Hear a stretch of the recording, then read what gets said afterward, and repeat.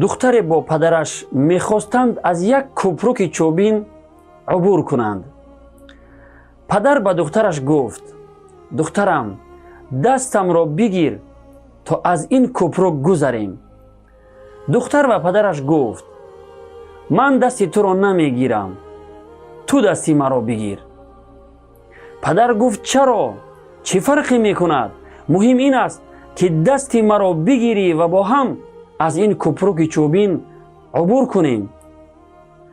دخترک گفت: فرقش این است که اگر من دستی تو را بگیرم ممکن است هر لحظه دستی تو را رها کنم، اما اگر تو دستی مرا بگیری هرگز آن را رها نخواهی کرد. این عیناً داستان رابطه ما و شما با خداوند است. هرگاه ما دستی او را بگیریم ممکن است با هر غفلت و ناآگاهی دستش را رها کنیم، اما اگر از او بخواهیم دستمان را بگیرد هرگز دستمان را رها نخواهد کرد. خدایا دستی ما را بگیر. و السلام علیکم و رحمت الله و برکاته.